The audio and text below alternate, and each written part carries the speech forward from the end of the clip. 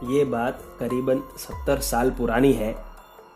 तब ज़माना बैलगाड़ी का हुआ करता था। साइकिल भी एक लग्जरी हुआ करती थी। मेरे दादाजी खाने के बहुत शौकीन थे और उस समय लोग पूरी सब्जी का न्योता खाने 10 से 15 किलोमीटर तो पैदल ही चले जाया करते थे। ऐसे ही एक ब्राह्मण भोजन के निमंत्रण में मेरे दादाजी सम्मिलित होने के लिए घर से बैलगाड़ी में निकले थे। दादाजी के दोनों बैल काफी हट्टे कट्टे और दादाजी के कहने में रहने वाले थे। 2-3 घंटे में दादाजी भोजन के स्थान पर पहुंच गए थे और पहले तो गांव वालों के साथ में गप सड़ाका चला और बाद में भोजन की व्यवस्था होने लगी।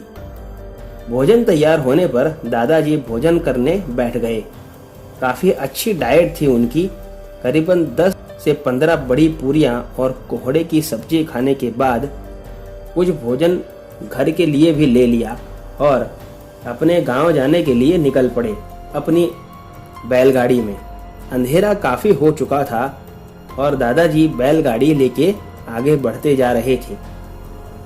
कुछ दूर और आगे जाने के बाद उन्हें एक औरत मिली जो देखने में तो देहाती लग रही थी और उसने दादाजी से कहा कि भैया कुछ आगे तक जाना है, क्या छोड़ देंगे मुझे? दादाजी ने उससे कहा कि ठीक है, बैठ जाओ। और दादाजी फिर से बैलगाड़ी चलाने लगे। मुश्किल से कुछ कदम आगे गए होंगे कि बैल एकदम से उछल कूद करने लगे जैसे उन्हें कुछ हो गया हो। दादाजी काफी संभालने की कोशिश करने लगे, लेकिन दोनों बैल जैसे एकदम से बिदक गए हों और नहीं मान रहे थे। दादाजी थोड़ा गुस्सा हो गए और कहने लगे कि आखिर तुम दोनों को हुआ क्या है, क्यों इस तरह से करने लगे हो, आखिर बात क्या है? तब उनके पीछे से आवाज आई कि ये अब आगे नहीं जाएंगे जब तक मैं नहीं चाहूंगी, और मैं तब तक नहीं चाहूंगी जब तक इनमें से एक तुम मुझे खाने के लिए नहीं दोगे। अचानक ऐसी आवाज सुन के दादाजी पीछे मुड़े तो उनके पसीने छूट गए और शरीर जैसे फूलने लगा हो पीछे का नजारा देखकर। वो औरत जो पीछे बैलगाड़ी में बैठी थी, अब वो एक भयानक चुड़ैल में परिवर्तित हो चुकी थी और उसने दादाजी से कहा कि या तो इन दोनों में से एक बैल को मुझे दे जा या फिर तू मेरा भोजन बनेगा, और आज मैं ऐसे तो तुझे यहाँ से नहीं जाने दूंगी।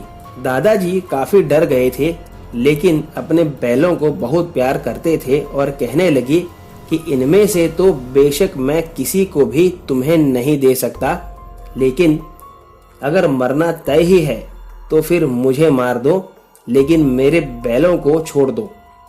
वो चुड़ैल बड़े आश्चर्य से दादाजी के सामने देखते हुए बोली, चल जा यहाँ से। ऐसा कहते हुए उसने वो खाना उठा लिया जो दादाजी बांध के घर ले जा रहे थे और कहा कि जल्दी से चला जा यहाँ से, इससे पहले कि मेरा मन बदल जाए, मेरी नजरों से ओझल हो जा। दादाजी तुरंत वहां से अपने बैलों को हाँकने लगे और तेजी से चलाते हुए घर पहुंच गए।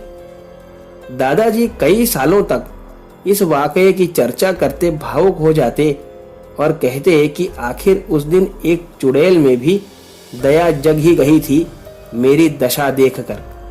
और दोस्तों, आज की कहानी में बस इतना ही। अगर आपको कहानी पसंद आई हो तो वीडियो को लाइक और चैनल को सब्सक्राइब जरूर करें, और अगर आपके पास भी ऐसी कोई कहानी है तो मेरे साथ मेरे ईमेल पर जरूर शेयर करें। मेरा ईमेल डिस्क्रिप्शन बॉक्स में दिया है। तो मिलते हैं अगली कहानी में। आप देख रहे थे आहट एक अनहोनी की कश्यप के साथ। धन्यवाद।